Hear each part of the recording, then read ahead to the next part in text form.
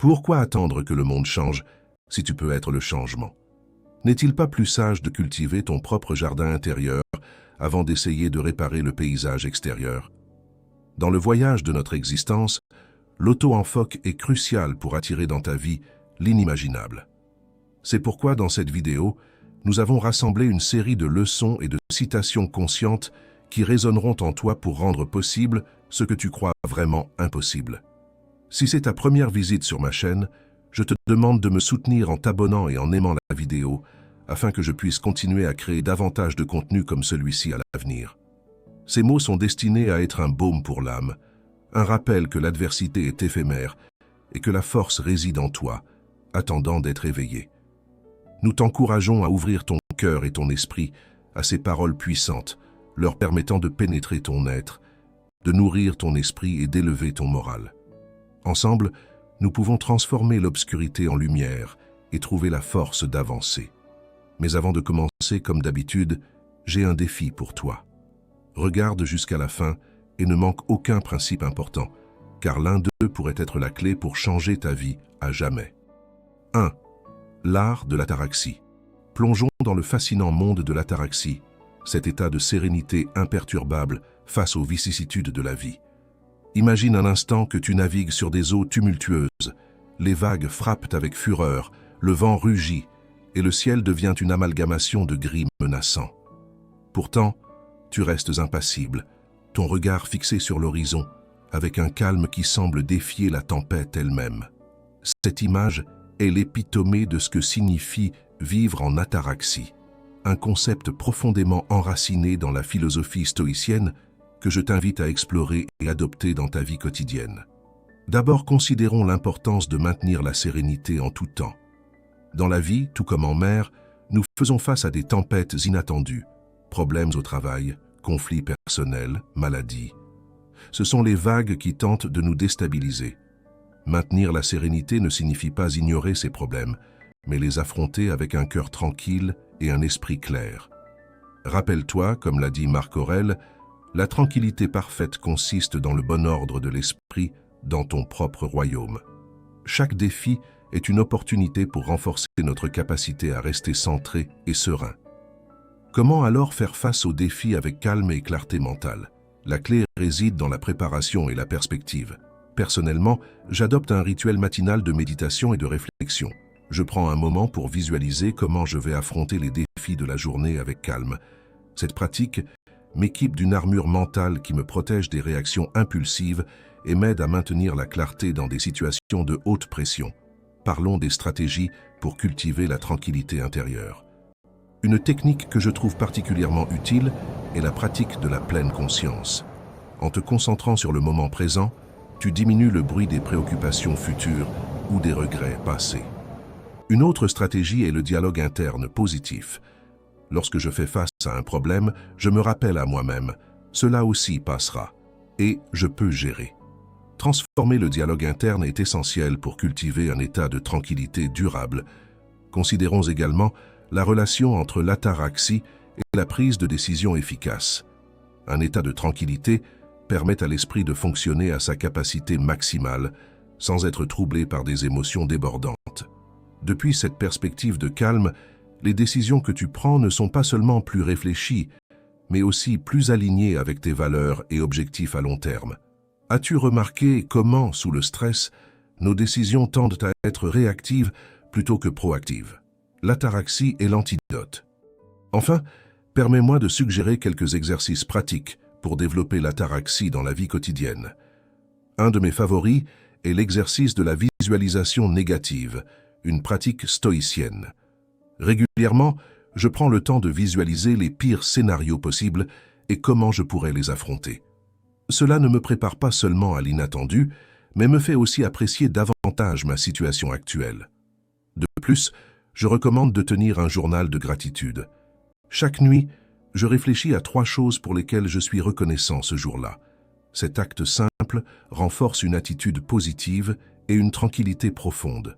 Je t'encourage à intégrer ces pratiques dans ta routine quotidienne et à observer comment peu à peu tu te rapproches de plus en plus d'un état de sérénité et de force intérieure. Souviens-toi, l'ataraxie n'est pas une destination, mais un voyage continu. En paroles d'Épictète, ne demande pas que les choses arrivent ainsi comme tu le désires, mais désire qu'elles arrivent comme elles arrivent et tu seras heureux. C'est l'art de l'ataraxie et il est à ta portée. 2. Dominer la volonté. Imagine que tu te trouves face à un défi qui semble insurmontable. Tes ressources sont limitées, le temps joue contre toi, et chaque pas que tu fais semble te ramener au début. C'est ici que commence la véritable épreuve, non seulement pour tes compétences, mais pour ta volonté. De mon expérience, dominer la volonté n'est pas seulement un élément essentiel pour le succès, mais l'essence même de ce que signifie surmonter et transformer les adversités en opportunités. La résistance face aux adversités, cette fortitude stoïcienne, se construit par un entraînement conscient et délibéré de la volonté. Comme le disait Sénèque, la difficulté d'une tâche ne se mesure pas à l'effort qu'elle nécessite, mais à la volonté qu'on y met. Je me souviens d'une situation professionnelle où tout semblait voué à l'échec.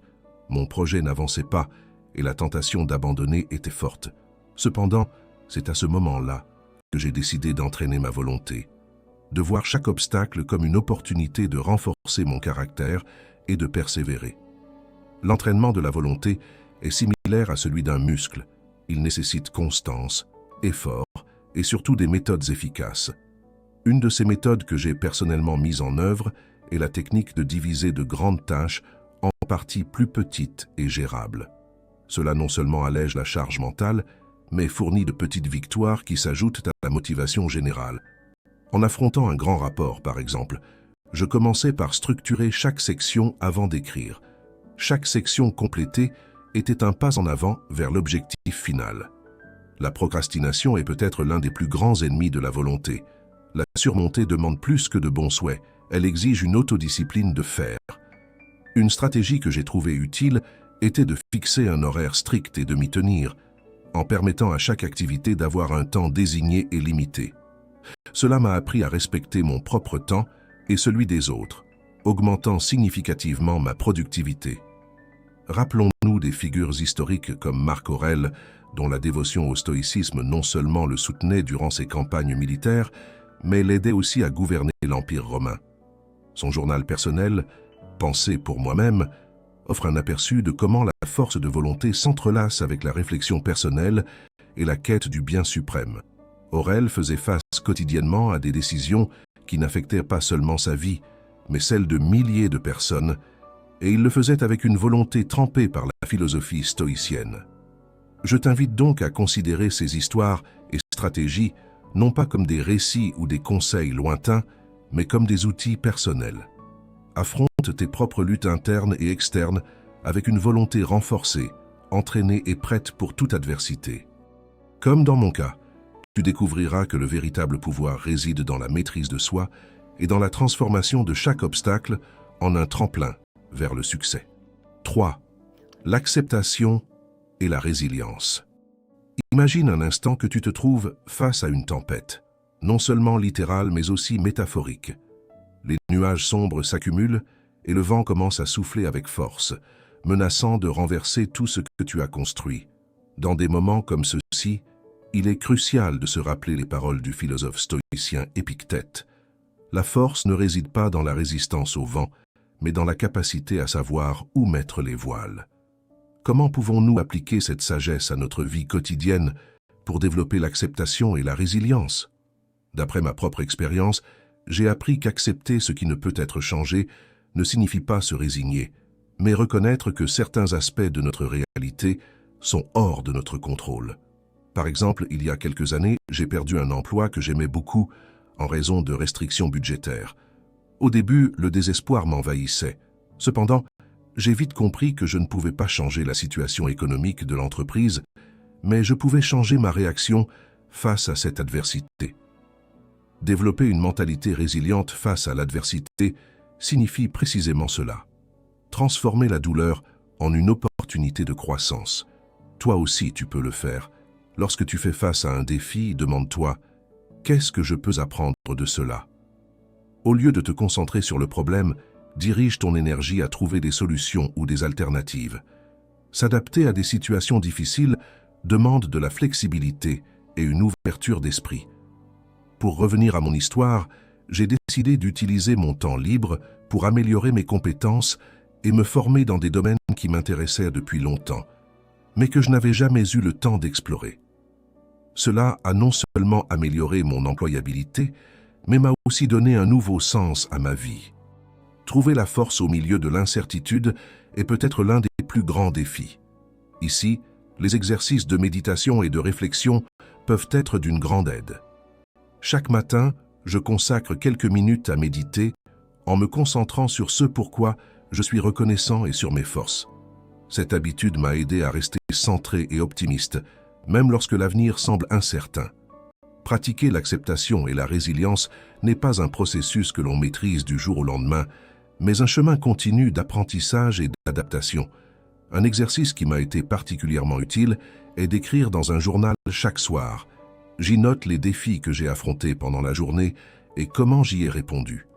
Cela me permet non seulement de voir mes progrès, mais aussi d'identifier les domaines où je peux m'améliorer. Comme tu peux le voir, développer l'acceptation et la résilience est un voyage personnel rempli de hauts et de bas. Cependant, armé de la sagesse stoïcienne et d'un engagement envers notre croissance personnelle, nous pouvons affronter n'importe quelle tempête avec grâce et force. Rappelle-toi, comme l'a dit Marc Aurèle, « Notre vie est ce que nos pensées en font. Fais de ton esprit ton allié, et il n'y aura pas d'adversité que tu ne pourras surmonter. » 4. Vivre dans le présent. Imagine un instant que tu marches dans un parc. Tes yeux captent la verdure des arbres, le ciel bleu parsemé de nuages cotonneux, et tu respires profondément en sentant l'air frais remplir tes poumons. Cet instant, si simple et ordinaire, est l'essence même de vivre dans le présent, d'expérimenter pleinement la vie telle qu'elle se présente. Comme l'a dit le philosophe stoïcien Marc Aurèle, « Quand tu te lèves le matin, pense au privilège précieux d'être en vie, de respirer, de penser, de profiter, d'aimer. » Ce conseil résonne profondément dans la pratique de la pleine conscience, la capacité d'être entièrement présent, vraiment là où tu es, sans que ton esprit te tire vers des préoccupations futures ou des regrets passés. C'est libérateur, mais comment atteindre cet état? Commençons par reconnaître que notre esprit s'échappe souvent vers le futur, créant des scénarios qui se réalisent rarement, ou vers le passé, ressassant des événements que nous ne pouvons pas changer. Cela nous épuise émotionnellement et nous empêche de profiter et d'apprécier le moment présent. Ici, la pleine conscience se révèle être une alliée puissante. Cultiver la présence dans le moment actuel implique un changement conscient de notre perception. C'est un exercice constant, presque comme entraîner un muscle qui a été négligé. Par exemple, en écrivant ces mots, je me concentre sur le toucher des touches sous mes doigts. Le son doux et rythmique de ma respiration, me permettant d'être complètement immergé dans la création de ce texte. Cette pratique s'étend à toutes les facettes de la vie. Lorsque tu manges, savoures-tu chaque bouchée ou es-tu distrait en regardant la télévision? En interagissant avec les autres, écoutes-tu vraiment ou penses-tu à ta prochaine réponse? La pleine conscience nous enseigne à revenir à l'ici et maintenant, encore et encore, à travers des pratiques simples mais profondes. Un exercice pratique que tu peux essayer s'appelle l'observation consciente. Choisis un objet que tu peux voir en ce moment. Cela peut être une plante, un livre, ou même ta propre main. Observe-le pendant 1 minute complète. Explore chaque aspect de cet objet. Sa couleur, sa texture, la façon dont la lumière joue sur sa surface. Tu remarqueras comment cet acte simple peut clarifier ton esprit et te ramener fermement au présent. Une autre stratégie utile est la méditation de la respiration. Ferme les yeux et concentre-toi uniquement sur ta respiration, sans l'air entrer et sortir de tes poumons. Si ton esprit s'égare, ramène-le doucement mais fermement à ta respiration. Cette méthode non seulement calme ton esprit, mais renforce ta capacité à rester dans le présent. C'est ici, dans ce moment présent, que réside la connexion avec le bonheur durable. La pleine conscience nous libère des griffes du regret et de l'anxiété, nous permet de savourer la vie, d'apprécier chaque moment pleinement et de trouver du contentement dans ce qui est, au lieu de nous affliger pour ce qui aurait pu être ou de craindre ce qui pourrait venir. Je t'encourage à pratiquer la pleine conscience, non pas comme une tâche de plus sur ta liste, mais comme une manière de vivre chaque aspect de ta vie avec une merveille renouvelée et de la gratitude. Souviens-toi, être présent n'est pas quelque chose qui arrive simplement, c'est un choix conscient qui nécessite de la pratique et de la dévotion. Es-tu prêt à commencer ce voyage? Ta pleine conscience t'attend, ici et maintenant, en cet instant même. 5. La vertu comme guide sur le chemin de la vie. Beaucoup d'entre nous cherchent un phare qui guide nos décisions et actions vers un destin significatif. As-tu déjà ressenti le besoin de trouver une direction claire, de savoir que chaque pas que tu fais contribue à une meilleure version de toi-même? Aujourd'hui, je veux partager avec toi une réflexion sur un chemin possible, guidé par la lumière de la vertu, en prenant comme phare les enseignements du stoïcisme.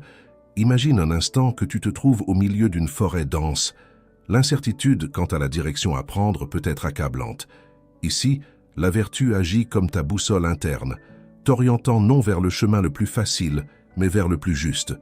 Vivre selon nos valeurs n'est pas toujours la tâche la plus simple, surtout lorsque nous faisons face aux pressions quotidiennes qui nous invitent à compromettre ces idéaux. Cependant, rappelle-toi, comme le disait Sénèque, on ne profite pas d'une vie pleine sans défis. Plongeons maintenant dans les vertus stoïciennes, la sagesse, le courage, la justice et la tempérance. Chacune d'elles ne définit pas seulement un trait de caractère, mais offre aussi un outil pour faire face aux défis de la vie. La sagesse est cette lumière qui illumine les chemins et montre des solutions là où d'autres ne voient que des obstacles. C'est le savoir appliqué, celui qui te permet, au milieu d'une discussion animée, de trouver des mots qui apaisent et construisent plutôt que de détruire. Le courage, quant à lui, est la force de rester ferme face à tes peurs et adversités. Ce n'est pas l'absence de peur, mais la décision d'agir malgré elle. Imagine que tu doives parler en public, une tâche qui t'a toujours terrifié. Le courage est cette force intérieure qui te pousse à monter sur scène, à partager tes idées et à laisser ta marque dans l'audience. En ce qui concerne la justice, cette vertu t'invite à regarder au-delà de tes intérêts personnels.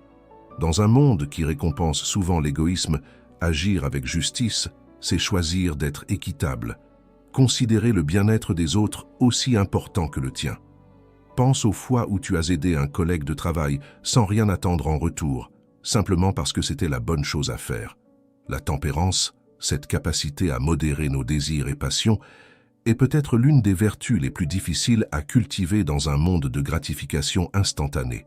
Mais as-tu déjà éprouvé la satisfaction de dire non à un plaisir momentané parce que tu savais qu'il y avait un bien plus grand à long terme? C'est l'essence de la tempérance. La pratique de ces vertus ne nous conduit pas seulement à une vie plus éthique et respectueuse, mais aussi à une vie plus pleine et significative.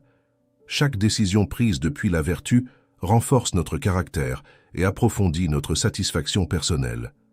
Les histoires de figures comme Marc Aurèle, qui dans son rôle d'empereur romain s'efforçait de gouverner avec justice et sagesse, ou même des figures plus contemporaines comme Nelson Mandela, qui a montré un courage inébranlable et un engagement pour la justice, nous inspirent à suivre leur exemple. Alors, la prochaine fois que tu te trouves à une croisée des chemins, demande-toi, que ferait le plus sage, le plus courageux, le plus juste, le plus tempéré? Laisse la vertu éclairer ton chemin et tu découvriras que bien que la route puisse être plus difficile, elle conduit sans aucun doute vers le véritable sens et la réalisation personnelle. Et en guise de rappel stoïcien, emporte avec toi ces paroles de Marc Aurèle. Le meilleur type de vengeance est de ne pas être comme ton ennemi. 6. L'importance de l'autoconnaissance. Laisse-moi te raconter une histoire, celle d'un apprenti de la philosophie stoïcienne parcourant le chemin de l'autoconnaissance. Ce voyage personnel, qui te sera peut-être familier, commence par une simple mais puissante révélation. L'autoconnaissance est le fondement de toute croissance et sagesse personnelle. Je me souviens du jour où je suis tombé sur les paroles d'Épictète, un ancien philosophe stoïcien, qui disait « Connais-toi toi-même et ne te préoccupe pas de ce que pensent les autres de toi ». À ce moment-là, je traversais une période d'incertitude et de doute, cherchant des réponses au mauvais endroit. Cette phrase a résonné dans mon esprit, provoquant une réflexion intense sur qui j'étais vraiment et ce que je voulais accomplir. La philosophie stoïcienne, centrée sur l'autoconnaissance, m'a appris à construire une base solide sur laquelle m'appuyer. J'ai compris que pour faire face aux adversités avec force et équilibre, je devais d'abord connaître mes propres forces et faiblesses. T'es-tu déjà demandé quelles sont tes véritables forces? As-tu été complètement honnête avec toi-même au sujet de tes faiblesses? Ce processus d'introspection est essentiel pour tout stoïcien. Avec le temps, j'ai développé des stratégies pour approfondir mon autoconnaissance. L'une d'elles est la pratique constante de la méditation, un moment quotidien consacré à la réflexion. Une autre stratégie est de tenir un journal personnel où j'écris non seulement les événements et les pensées, mais aussi comment je réagis émotionnellement à eux. Je t'invite à essayer ces techniques. Peut-être seras-tu surpris des révélations sur ton caractère et tes motivations. À mesure que mon autoconnaissance grandissait, ma capacité à prendre des décisions plus sages et mûres s'améliorait aussi. Chaque décision devenait un reflet de mes valeurs et non des attentes des autres. Cela m'a libéré de nombreuses pressions sociales et m'a permis de tracer un chemin plus authentique vers mes objectifs. Imagine comment tu te sentirais en prenant des décisions qui sont en parfaite harmonie avec qui tu es vraiment. Parmi les exercices les plus efficaces que j'ai trouvés pour augmenter la conscience de soi, il y a les questionnements profonds. Par exemple, en situation de conflit, au lieu de réagir immédiatement, je me demandais « Quelle partie de cela est vraiment importante pour ma croissance? Suis-je en train d'agir selon mes principes stoïciens ou suis-je poussé par des émotions éphémères ?» Cette pratique m'a aidé à mieux comprendre mes motivations et à aligner mes actions avec elles. À travers cette introspection, chaque pas, chaque décision est devenue une opportunité pour affirmer mon caractère et me rapprocher de la vertu stoïcienne. Je t'encourage à entreprendre ton propre voyage d'autoconnaissance. Ce ne sera pas facile et parfois, regarder si profondément en soi peut être déconcertant. Cependant, rappelle-toi, comme le disait Marc Aurèle, le miroir de l'âme est clair, il suffit de le nettoyer pour voir la lumière de ton véritable être. Donc, cultive ton esprit, connais-toi toi-même et permets-toi de vivre une vie de pleine conscience et d'authenticité. Oseras-tu commencer ce voyage vers l'autoconnaissance? Ton histoire personnelle pourrait être aussi révélatrice et transformante que celle que je viens de te raconter. 7. Le contrôle des émotions. Imagine que tu es en pleine situation difficile, une de celles où tout semble conspirer pour te mettre à l'épreuve. Ton cœur bat la chamade et tu sens la tension s'accumuler dans chaque recoin de ton corps. À ce moment précis, tu as l'opportunité d'illustrer l'un des principes les plus puissants du stoïcisme, le contrôle des émotions. Permets-moi de te raconter comment j'ai appris à maintenir mon calme au milieu de la tempête émotionnelle. Il y a quelques années, j'ai traversé une crise personnelle significative. Les émotions menaçaient de déborder comme des vagues, frappant violemment contre les falaises. Cependant, je me suis souvenu d'une phrase que j'avais lue dans les Pensées pour moi-même de Marc Aurèle. « Tu as pouvoir sur ton esprit, non sur les événements extérieurs. Prends conscience de cela et tu trouveras la force. » Cette simple mais puissante citation est devenue mon mantra en ces moments de crise. J'ai mis en œuvre une stratégie étudiée dans les textes stoïciens. La visualisation préméditée des adversités, connue sous le nom de Praemeditatio Malorum. Chaque matin, avant de commencer ma journée, je prenais un moment pour visualiser les défis qui pourraient surgir et comment je répondrais à ceux-ci avec calme et rationalité. Cette pratique me préparait mentalement à toute éventualité, m'aidant à gérer et réguler mes émotions quand des situations adverses se produisaient réellement. Une autre technique que j'ai trouvée inestimable est celle du distancement émotionnel, ou ce que les stoïciens appellent l'objectivation. Au lieu de dire « je suis en colère », j'ai commencé à dire « il y a de la colère présente ». Ce simple changement dans la formulation de mes pensées m'a aidé à me rappeler que les émotions sont passagères et ne définissent pas mon essence. Cela me permettait d'observer mes émotions comme si elles étaient des nuages passagers dans le ciel de mon esprit, évitant d'être emporté par des impulsions émotionnelles. Te demandes-tu comment, dans des moments de forte émotion, il est facile de perdre de vue nos principes et de réagir de manière que nous regrettons plus tard? C'est ici que la sagesse stoïcienne peut être une précieuse guide. Les stoïciens croient que le véritable pouvoir réside dans notre capacité à choisir notre réponse à toute situation. Nous ne pouvons pas contrôler ce qui nous arrive, mais nous pouvons contrôler comment nous réagissons. Pour maintenir l'équanimité en toute situation, les stoïciens utilisent une autre technique fondamentale, le retour au moment présent. En plein milieu d'une discussion animée, par exemple, je fais une pause et me concentre sur ma respiration. J'observe chaque inspiration et expiration revenant à la calme. Cette simple action me centre et me ramène à l'ici et maintenant, me permettant d'agir depuis la raison et non depuis l'émotion. Ces stratégies ne sont pas seulement utiles en moment de crise, mais sont des outils quotidiens pour cultiver la sérénité et la force intérieure. En les pratiquant, non seulement tu améliores ton bien-être, mais tu deviens aussi un phare de tranquillité pour les autres. Souviens-toi, comme le disait Sénèque, la plus grande partie du progrès est le désir de progresser. Je t'encourage à adopter ces pratiques stoïciennes dans ta vie quotidienne et à observer comment elles transforment ta capacité à contrôler tes émotions et à affronter avec sagesse les défis qui se présentent. 8. Le pouvoir de la gratitude. Imagine un instant que chaque jour, au réveil, la première pensée qui traverse ton esprit est un profond sentiment de gratitude. Pas une gratitude superficielle pour les possessions matérielles, mais une reconnaissance sincère pour la vie elle-même, pour le simple fait de respirer, et pour les opportunités que chaque nouveau jour apporte. Je m'adresse à toi, oui, à toi, car je veux que tu visualises cette pratique non comme un exercice fastidieux, mais comme une aventure vers ta propre bonheur. J'ai découvert la gratitude à un moment de ma vie où rien ne semblait avoir de sens. J'étais pris dans un tourbillon de négativité et de frustration, voyant chaque jour se transformer en écho du précédent. Mais c'est alors que je suis tombé sur une phrase d'Épictète, un philosophe stoïcien, qui disait « Ce n'est qu'en appréciant ce que nous avons que nous pouvons vraiment être libres ». Cette simple citation a radicalement changé ma perspective. J'ai commencé à pratiquer la gratitude quotidiennement. Chaque matin, avant même de sortir du lit, je consacrais quelques minutes à penser à 3 choses pour lesquelles j'étais reconnaissant. Au début, les choses étaient assez basiques.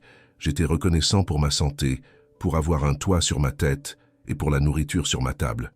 Mais avec le temps, j'ai commencé à remarquer de petites choses que j'avais auparavant ignorées. Le sourire d'un inconnu, la beauté d'un arbre sur le chemin du travail, la tranquillité d'une nuit sans bruit. Ces pratiques quotidiennes ont transformé ma perspective. J'ai réalisé que, peu importe les circonstances, il y avait toujours quelque chose pour lequel je pouvais être reconnaissant. Et toi, as-tu déjà réfléchi à combien de choses tu ignores chaque jour, des choses qui méritent ta gratitude? Pour cultiver une attitude de gratitude constante, j'ai mis en place des stratégies pour m'aider à maintenir cet état d'esprit. L'une d'elles consistait à tenir un journal de gratitude. Chaque soir, avant de dormir, j'écrivais 3 nouvelles choses pour lesquelles j'étais reconnaissant ce jour-là, qu'elles soient grandes ou petites. Une autre stratégie consistait à changer mon dialogue interne. Chaque fois que je me surprenais à penser négativement à propos d'une situation, j'essayais d'inverser le schéma et de trouver quelque chose de positif. Par exemple, si j'étais frustré par un embouteillage, je changeais ma perspective et pensais « Cela me donne du temps pour écouter mon podcast préféré ». Cette connexion entre la gratitude et la mentalité stoïcienne d'acceptation est devenue de plus en plus claire pour moi.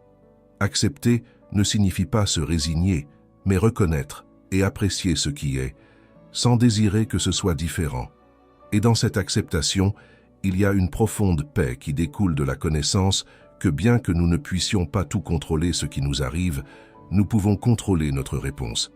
Je t'encourage à développer ta propre pratique régulière de gratitude. Cela peut commencer par quelque chose d'aussi simple que de remercier pour chaque repas, chaque moment de repos, chaque interaction qui t'enrichit. Et rappelle-toi, la gratitude ne transforme pas seulement ta vie, mais elle a aussi le pouvoir de transformer la vie de ceux qui t'entourent. En exprimant ta gratitude, même pour les petites choses, tu irradies une énergie positive qui est contagieuse. La gratitude n'est pas seulement un sentiment, c'est un outil puissant pour le bonheur et le bien-être. Comme l'a dit Marc Aurèle, un autre grand stoïcien, la qualité de nos journées se définit par l'appréciation que nous leur accordons. Alors, cultive des pensées de gratitude et observe comment ta vie se transforme. Je te promets que le voyage en vaut la peine. 9. Transformer la peur en courage. Imagine que tu te trouves au bord d'une falaise, à tes pieds un abîme qui t'invite à reculer, mais quelque chose en toi te suggère que, plutôt que de reculer, tu devrais sauter. Ce moment encapsule la véritable confrontation avec la peur, cet instant critique où la décision que tu prends peut tout changer. J'ai été là, pas littéralement au bord d'une falaise, mais dans des situations qui exigeaient un saut de foi, des moments où la peur se présentait aussi palpable que le vent frappant mon visage. Pour paraphraser Épictète, un sage stoïcien dirait « Ce n'est que lorsqu'on affronte ses peurs qu'on découvre les véritables réserves de force qui résident en nous. » Cette pensée a été un phare dans ma vie lorsque les ombres de la peur menaçaient de m'engloutir. Permets-moi de te raconter comment j'ai transformé cette peur en courage. Considère la relation entre la peur et l'opportunité de croissance. Chaque fois que j'ai été confronté à une situation intimidante, j'ai découvert que la peur n'était qu'un prélude à l'expansion de ma propre capacité. Par exemple, je me souviens de la première fois que j'ai dû parler en public, la peur de me tromper et la crainte du jugement des autres étaient écrasantes. Cependant, en affrontant ces peurs, non seulement j'ai survécu à l'expérience, mais j'ai aussi découvert une passion pour l'oratoire et un talent pour communiquer que je ne soupçonnais pas. Comment alors pouvons-nous affronter et surmonter nos peurs avec le courage stoïcien? La clé réside dans la préparation et la réflexion. Chaque fois que la peur surgit, je m'arrête pour l'analyser. Qu'est-ce qui pourrait arriver de pire? Quelle est la probabilité que cela se produise?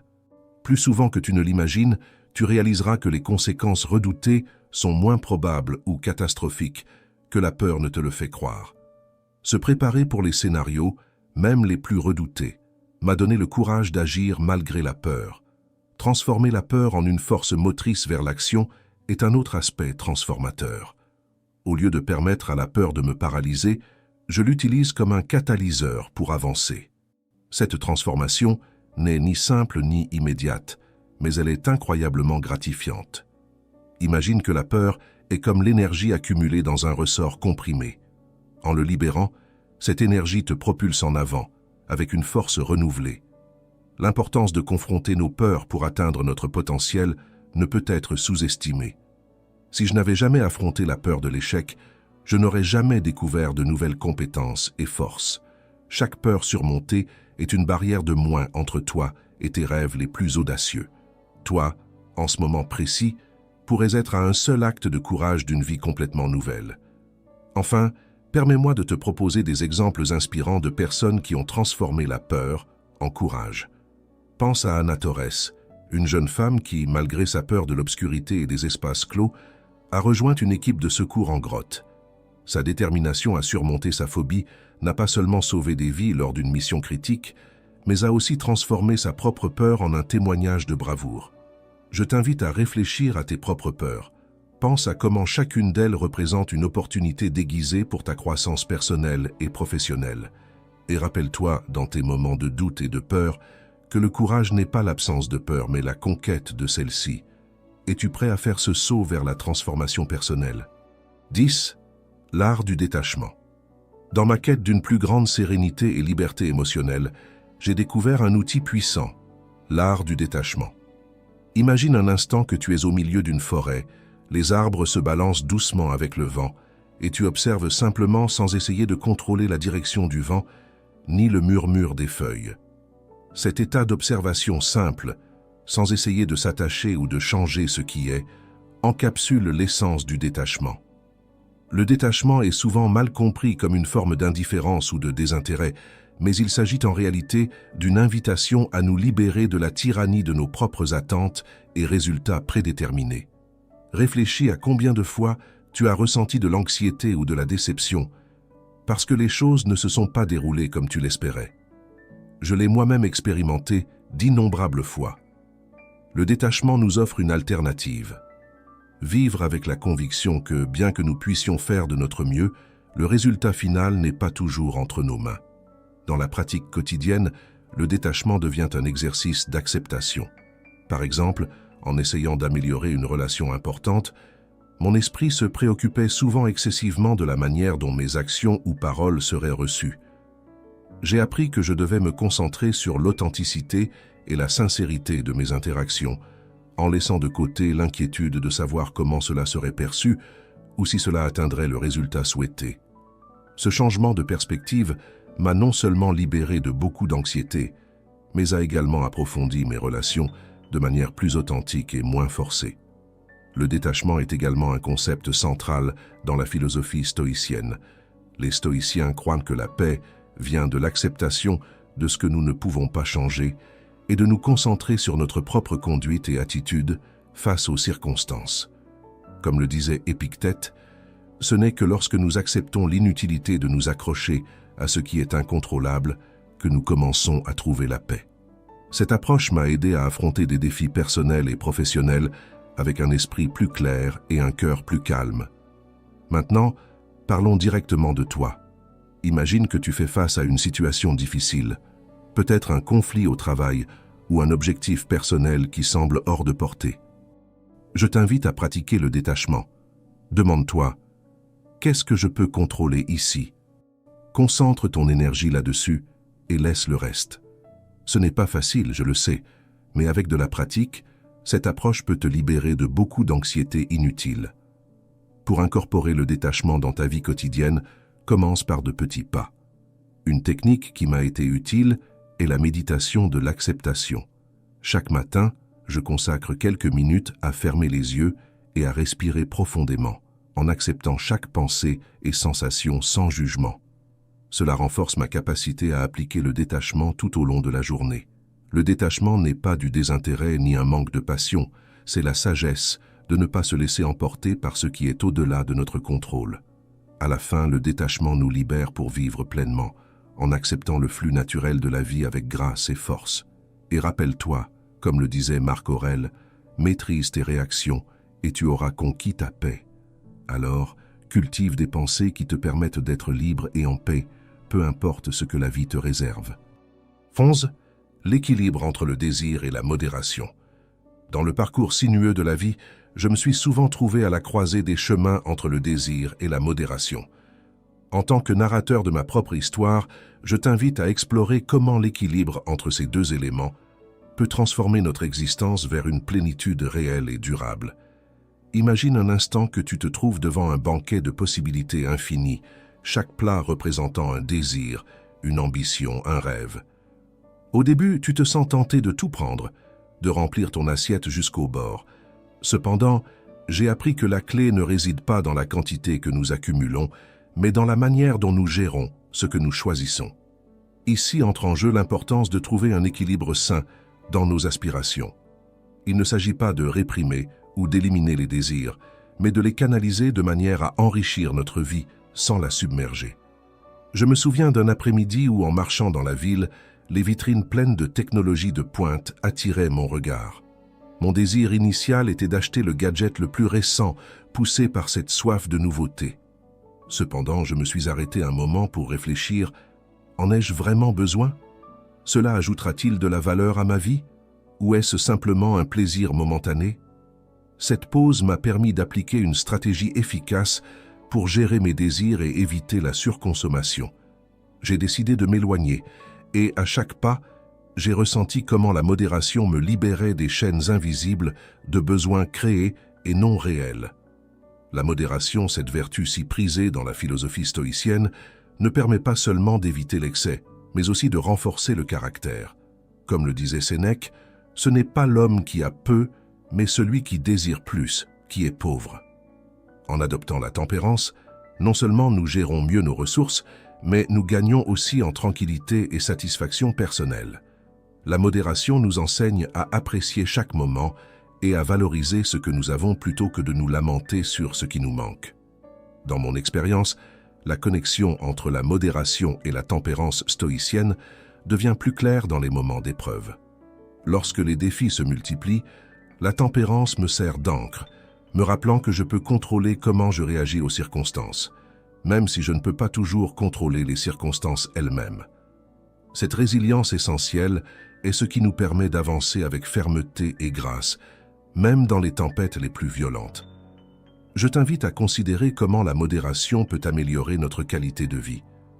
Pense à la dernière fois où tu as opté pour une décision modérée et comment cela a impacté ton bien-être.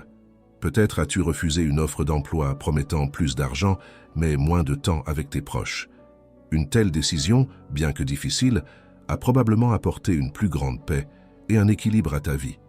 Ainsi, la prochaine fois que tu te trouves face au banquet de la vie, souviens-toi que la modération n'est pas simplement une limitation, mais un choix conscient vers un bien-être plus profond et significatif. Je t'encourage à embrasser cette sagesse ancienne, toujours aussi pertinente aujourd'hui qu'autrefois, et à découvrir l'équilibre qui peut faire de ta vie une œuvre d'art. 12. L'importance de l'empathie. Depuis mon plus jeune âge, on m'a appris que l'empathie est la clé qui ouvre la porte vers le cœur des autres.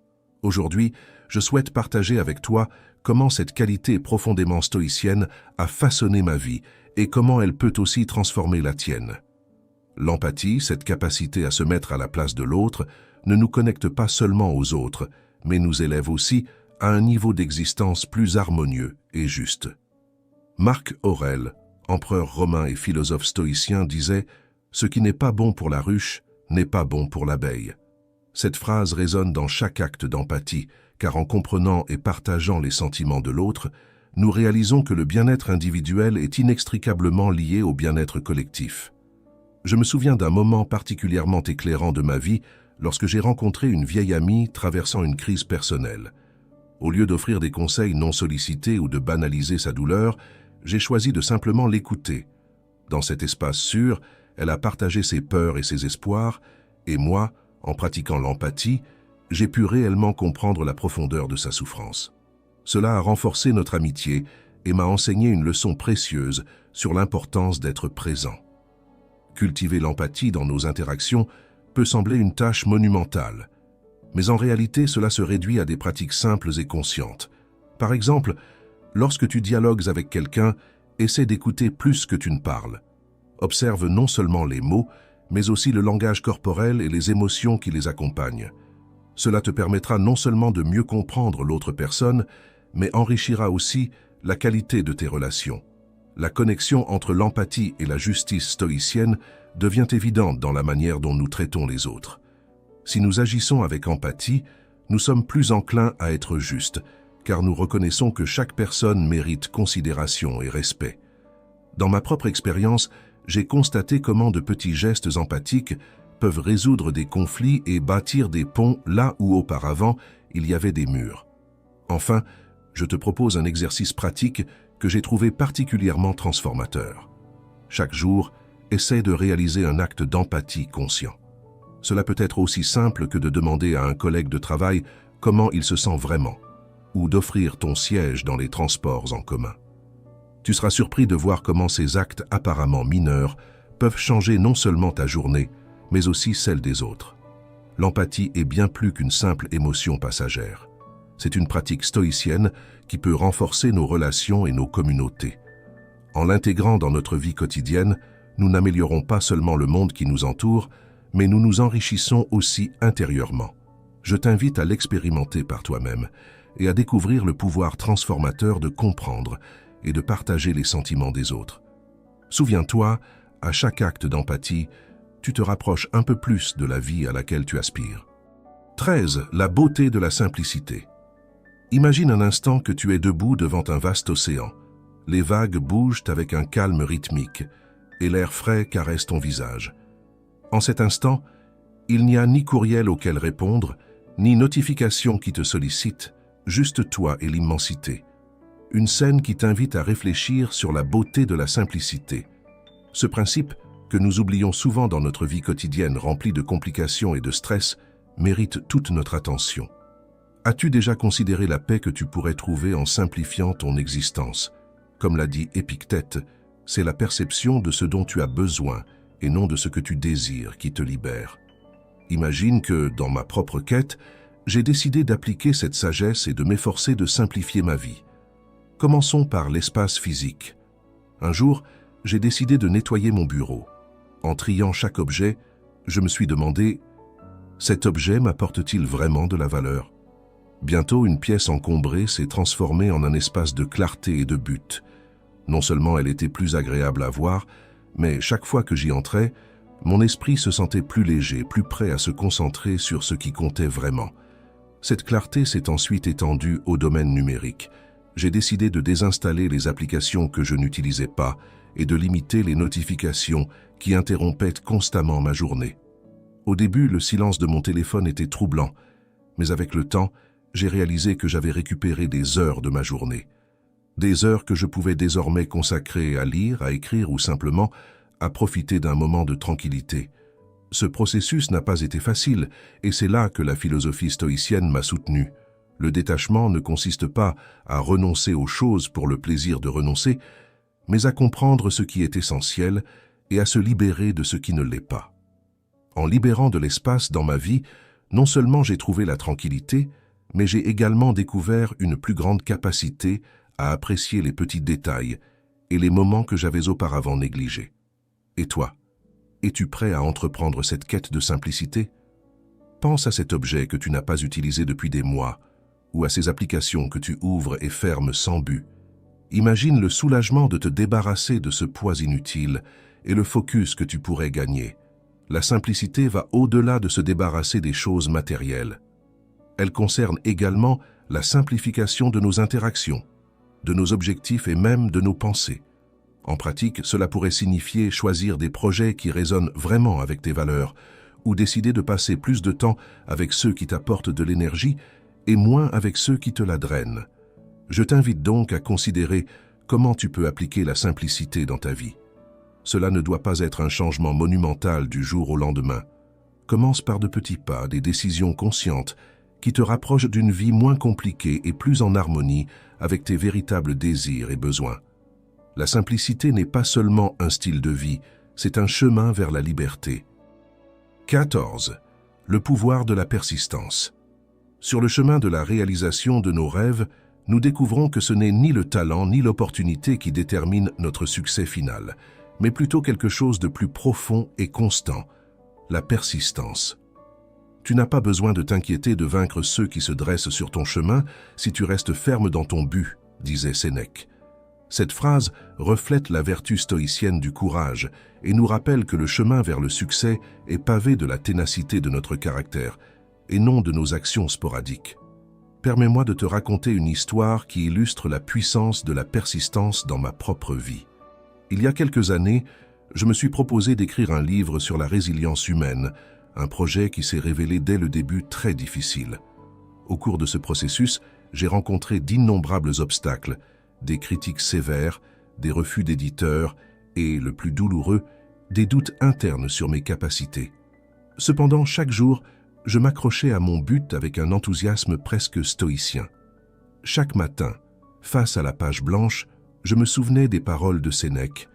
Ce n'est pas parce que les choses sont difficiles que nous n'osons pas, c'est parce que nous n'osons pas qu'elles sont difficiles.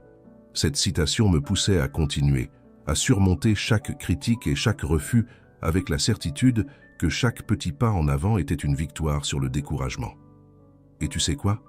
Finalement, après des années de travail constant et de rejet de toute pensée d'abandon, mon livre a non seulement été publié, mais il a aussi aidé de nombreuses personnes à affronter leurs propres défis. Cela m'a appris une leçon vitale. La persistance peut effectivement surmonter les défis les plus difficiles. La persistance n'est pas simplement continuer à avancer, c'est rester ferme face à l'adversité. Dans ces moments où tout semble perdu, c'est là que notre courage stoïcien doit briller le plus fort. Imagine que tu es au milieu d'une tempête, tout autour de toi suggère que tu devrais reculer, mais toi, avec ton regard fixé sur tes objectifs, tu décides de faire un pas de plus. C'est ce pas qui compte vraiment. Inspirons-nous des histoires de ceux qui ont réalisé de grandes choses grâce à leur persistance. Pense à Thomas Edison, qui a expérimenté des milliers d'échecs avant d'inventer l'ampoule électrique, ou à J.K. Rowling, qui a été rejeté par plusieurs éditeurs avant que sa série de romans fantastiques ne voie la lumière du jour. Ces exemples ne sont pas seulement des récits de succès, mais des témoignages du pouvoir de ne jamais abandonner. Je t'invite à regarder ta propre vie. Où as-tu besoin d'appliquer cette persistance? Quel défi as-tu évité parce qu'il semblait trop difficile? Souviens-toi, le véritable courage réside dans la continuité, pas à pas, même lorsque les résultats ne sont pas immédiats.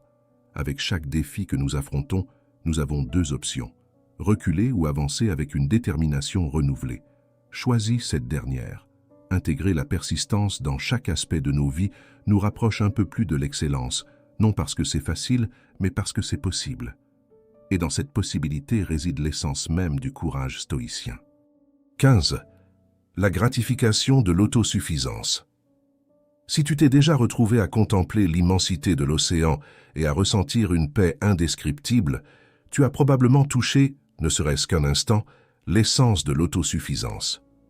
Aujourd'hui, je veux t'emmener dans un voyage personnel pour explorer non seulement ce que signifie être autosuffisant, mais aussi comment cette qualité peut transformer radicalement nos vies. Imagine un instant que tu es sur une île déserte. Tout ce dont tu as besoin pour survivre doit provenir de tes propres mains et compétences. Bien que cela puisse sembler extrême, ce scénario illustre parfaitement la gratification de l'autosuffisance. En cultivant notre indépendance émotionnelle et matérielle, non seulement nous survivons, mais nous commençons à vivre avec une liberté que seule l'autosuffisance peut offrir. Par exemple, pense à une journée typique dans ta vie. Combien de fois te sens-tu dépendant de quelque chose ou de quelqu'un pour te sentir complet, heureux ou satisfait? Maintenant, imagine comment ta journée changerait si tu pouvais générer ces sensations depuis ton intérieur, sans dépendre de facteurs externes. Voilà comment l'autosuffisance commence à opérer sa magie, nous libérant des chaînes de la dépendance. Une stratégie pour cultiver cette indépendance est de commencer par de petits pas. Par exemple, apprends à résoudre des problèmes quotidiens par toi-même avant de chercher de l'aide. Cette pratique non seulement améliore tes compétences, mais renforce aussi ta confiance en toi. Faire face à l'inconnu seul, bien qu'intimidant au début, t'enseigne peu à peu à faire confiance à tes propres capacités. Comme le disait Sénèque, ce qui te dérange t'enseigne, ce qui te bénéficie t'éduque. L'autosuffisance conduit également à une plus grande paix intérieure. En dépendant moins des caprices et des actions des autres, notre monde intérieur devient moins tumultueux et plus serein. Cela ne signifie pas que tu dois te couper des autres ou rejeter leur compagnie et leur aide, mais apprendre à être bien avec toi-même en toute situation. La véritable paix vient de savoir que tu peux gérer ce que la vie te réserve. La philosophie stoïcienne parle de l'autarcie, l'état de complète autosuffisance. Les stoïciens croient que pour atteindre le bonheur, nous devons nous libérer de nos désirs et aversions qui dépendent de choses hors de notre contrôle. Pratiquer l'autosuffisance est, en bien des manières, un chemin vers cette libération. Pour développer une plus grande autosuffisance dans nos vies, je te suggère de commencer par des exercices pratiques. Fixe-toi des objectifs personnels qui te poussent hors de ta zone de confort. Cela pourrait être quelque chose d'aussi simple que d'apprendre à cuisiner une nouvelle recette chaque semaine, gérer tes finances personnelles ou même cultiver un petit jardin. Chaque petite victoire sur toi-même accumule de la confiance et du respect de soi. L'autosuffisance n'est pas seulement une compétence utile, c'est un art qui enrichit profondément la vie. En la cultivant, tu gagnes non seulement en liberté, mais tu te rapproches aussi de l'essence véritable de la paix intérieure. Rappelle-toi les paroles d'Épictète. Le secret du bonheur est de se sentir libre. L'autosuffisance nous offre cette liberté. Prends le contrôle de ce que tu peux et trouve la paix en lâchant prise sur ce que tu ne peux pas contrôler. 16. Transformer ta vie avec le pouvoir du stoïcisme. Depuis la sérénité de l'ataraxie jusqu'à la force de la volonté, nous avons exploré des stratégies puissantes pour atteindre l'excellence personnelle. Je t'invite à intégrer ces enseignements dans ta vie quotidienne pour expérimenter des changements significatifs. Rappelle-toi que le chemin stoïcien est un voyage continu vers la réalisation. Ose vivre une vie pleine et significative. Si tu es arrivé jusqu'ici, écris dans les commentaires « Je suis ma priorité absolue ». Ainsi, je saurai qui sont les victorieux qui ont atteint la fin de cette précieuse leçon. J'ai hâte d'entendre tes histoires de triomphe. Abonne-toi et active la cloche des notifications et commente pour que YouTube sache que ce type de vidéo aide des personnes comme toi et que nous puissions continuer à créer plus de vidéos similaires à l'avenir. Je te recommande les 2 vidéos finales qui te seront proposées. À très bientôt pour de nouvelles aventures.